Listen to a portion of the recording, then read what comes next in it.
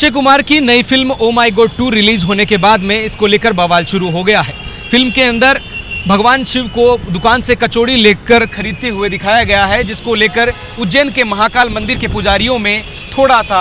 नाराजगी नजर आई है, जिसको लेकर उन्होंने नोटिस दायर किया है। ओ माई गॉड 2 की जो डायरेक्टर हैं उनको भी इसमें नोटिस भिजवाया है और साथ ही में अक्षय कुमार को भी इसमें नोटिस भिजवाया है कि इसमें कहीं ना कहीं धार्मिक भावनाएं आहत हुई है। आमूमन पर जो फिल्मी जगत के अंदर भारतीय सिनेमा में ऐसा कम ही देखा जाता है जिसमें किसी फिल्म को लेकर बवाल शुरू ना हो, लेकिन इस पूरे मामले में क्या अपडेट है और ये मामला शुरू कहाँ से हुआ, इसको लेकर हमारे सहयोगी उमंग माथुर हमारे साथ में हैं। वो बताएंगे कि ये मामला आखिर शुरू कहाँ से हुआ। उमंग, शुरुआत कहाँ से हुई, क्योंकि एक्चुअल में फिल्म के अंदर ऐसी कोई फिल्म नहीं होती जिसको लेकर बवाल शुरू ना हो, और इसको लेकर इस बार उज्जैन के महाकाल मंदिर से लेकर पुजारियों में थोड़ी सा आक्रोश देखा गया है। बिल्कुल दीपक, OMG 2 के बारे में हम बात करें उससे पहले हम इस पे प्रकाश डालते हैं कि OMG पार्ट फर्स्ट में या फिर ओ माई गॉड पार्ट फर्स्ट में क्या कुछ हुआ था। उसमें अक्षय कुमार को सीधे तौर पर भगवान श्री कृष्ण के अवतार में दिखाया गया था, और जब OMG 2 की रिलीज़ की बातें आ रही थी, उस फिल्म के बारे में तमाम चीज़ें मीडिया में आ रही थी, तो ऐसा कहा गया कि इसमें अक्षय कुमार का रोल भगवान शिव के अवतार में है। लेकिन जब इसका ट्रेलर रिलीज़ हुआ, शायद कहीं ना कहीं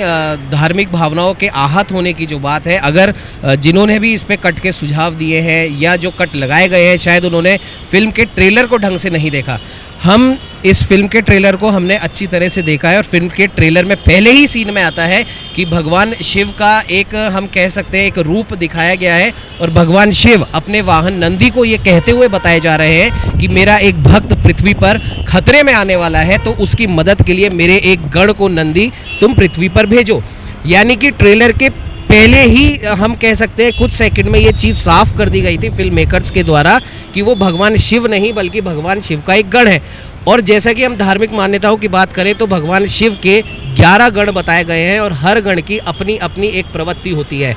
लेकिन इसका इस तरीके से दुष्प्रचार किया गया इस फिल्म का कि भगवान शिव, अक्षय कुमार ने भगवान शिव का रूप लिया है, और जाहिर सी बात है जब इस तरह की बात आएगी कि किस भगवान है, हमारे भगवान है, हम उन्हें दिन रात हम उनकी पूजा अर्चना करते हैं, तरह तरह के उनको भोग व्यंजन हम उनको लगाते हैं। ऐसे में अगर एक साधारण इंसान की तरह वो एक दुकान से कचौड़ी ले रहे हैं तो जाहिर सी बात है कि उसका विरोध होगा। लेकिन अगर वो इस फिल्म को देखते, इसके ट्रेलर को देखते, तो उनको ये पता चलता कि ये फिल्म भगवान शिव के बारे में नहीं बल्कि भगवान शिव ने अपना एक गण पृथ्वी पर भेजा है अपने एक भक्त की मदद करने को, उस बारे में ये फिल्म है। इसमें यह भी दिखाई दे रहा है कि आशीर्वाद से काम नहीं चलेगा, यहाँ पर पैसा देना पड़ेगा। और साथ के अंदर उमंग, एक सवाल ये भी खड़ा होता है कि इससे पहले जो भगवा कपड़े को लेकर जो है गाने को लेकर बवाल शुरू हो जाता है, तो ऐसी कोई फिल्म नहीं होती जिसको लेकर बवाल शुरू ना हो, एक दो फिल्मों को छोड़कर, तो ऐसा क्यों आता है? और साथ के अंदर सेंसर बोर्ड में इसको है ए कैटेगरी का, ए ग्रेड के अंदर इसको शामिल किया है मूवी को, लेकिन अभी भी उनमें आक्रोश है। तो क्या ये आमूमन पर ऐसी चीज़ें आना अब आम बात हो गई है फिल्मी जगत में? बिल्कुल दीपक, अगर सेंट्रल बोर्ड की हम बात करें तो सेंट्रल बोर्ड के ही सदस्य विवेक अग्निहोत्री ने इस पर विरोध दर्ज कराया। हालांकि वो खुद उस कमेटी के सदस्य हैं, लेकिन उन्होंने कहा कि मैं सेंट्रल बोर्ड की इस पूरी बात से, जो 20 या 22 जो भी कट लगाए गए हैं, वो उस बात से वो बिल्कुल इत्तेफाक नहीं रखते। उनका कहना है कि हमारे देश में तमाम जो नेता हैं, पॉलिटिशियंस की हम बात करें, वो बार बार अभिव्यक्ति की स्वतंत्रता की बात करते हैं। तो क्या अभिव्यक्ति की स्वतंत्रता सिर्फ पॉलिटिशियंस के लिए है या जो सोशल लीडर उनके लिए? एक फिल्म मेकर है, क्या उसके लिए अभिव्यक्ति की स्वतंत्रता कुछ नहीं होती? और सीधी सच्ची एक बात मैं बार बार इस चीज़ को दोहरा रहा हूँ कि इस फिल्म में अक्षय कुमार ने भगवान शंकर का किरदार अदा नहीं करा है, उन्होंने भगवान शंकर के गण का किरदार अदा करा है। और जाहिर सी बात है, अगर हम वापस से हमारी पौराणिक मान्यताओं की बात करें तो भगवान जो हम भक्तों को बोलते हैं, जो भगवान की जो हमारी शिक्षा दीक्षा है, जो धार्मिक मान्यता है, उनमें साफ तौर पर यह है कि जब कभी भी धरती पर भगवान की आवश्यकता होती है तो वो किसी न किसी रूप में अपने किसी सेवक को, अपने किसी गण को वो भेजते हैं। और ज़रूरी नहीं है कि वो गण पूरी तरीके से, जो हमने फिल्मों में ही हमने देखा है किस प्रकार की वो पोशाक होती है, बिल्कुल सात्विक रूप से वो रहते हैं, ज़रूरी नहीं। अगर आम आदमी के साथ में भगवान उनकी मदद करने के लिए किसी को भेज रहे हैं तो जाहिर सी बात है जो भी वो व्यक्ति है उस मदद के लिए आ रहे हैं, वो आम आदमी की तरह ही बर्ताव करेगा। आपने बात करी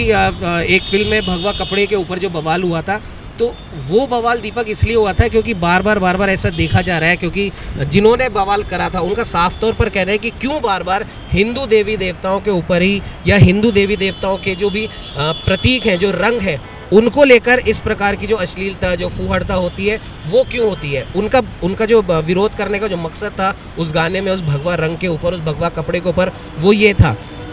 और दूसरी बात आपने कही कि बार बार इस चीज़ का विरोध होता है, तो ये बात अब हमारे फिल्म मेकर्स को भी समझनी होगी कि बार बार अगर किसी चीज़ का विरोध हो रहा है तो वो जानबूझ के क्यों उसी चीज़ में पड़ते हैं। और इसका जवाब है सस्ती लोकप्रियता हासिल करना, क्योंकि आज के टाइम में दीपक लोकप्रियता हासिल करना बहुत ज़्यादा ज़रूरी हो गया है, क्योंकि लोकप्रियता ही एक वो पैमाना बन गई है जो आपको पैसे कमा के दे रही है। आखिरी सवाल रहेगा उमंग, जिस प्रकार से फिल्मों को आमूमन पर देखा जाता है वो एंटरटेनमेंट के लिए देखा जाता है या समाज में एक अच्छा संदेश जाए इसलिए देखा जाता है, लेकिन फिर भी इसके अंदर बवाल शुरू हो ही जाता है। बवाल करने वाले या फिर वो लोग जो इसके खिलाफ बात करते हैं वो कोई ना कोई मुद्दा उसमें ढूंढ ही लेते हैं। बिल्कुल दीपक, इसके अंदर हमारे फिल्मकारों को थोड़ा सा ये भी देखना होगा कि अगर हम कोई ऐसी फिल्म बना रहे हैं जो हमारे इतिहास को तोड़ रही है, मरोड़ रही है, क्योंकि हम एंटरटेनमेंट दिखाना चाहते हैं, हम मनोरंजन दिखाना चाहते हैं, तो किसी न किसी इतिहासकार को हम हमारे पैनल में शामिल करें ताकि हम वो गलती करने से बचें जिससे विरोध होता है या बवाल होता है या फिल्म को बंद करने की नौबत आ जाती है। भले फिर वो धार्मिक फिल्म हो या ऐतिहासिक फिल्म हो। संजय लीला बंसाली की कई फिल्मों में विवाद हुआ है, जोधा अकबर में हुआ है, बाजीराव मस्तानी में हुआ है। उसमें यही एक गलती जो मुझे जो समझ में आई है वो ये है कि आप इतिहासकारों को भी अपने पैनल में शामिल करें और वो इतिहासकार आपको बताएंगे कि आप इस गलती से बचें ताकि आपकी फिल्म जैसा आप चाहते हैं वैसी रिलीज़ हो और दर्शकों तक जो आप मनोरंजन पेश करना चाहते हैं वो मनोरंजन दर्शकों को मिले। बिल्कुल उमंग माथुर ने हमारे इस तरह से बताया है कि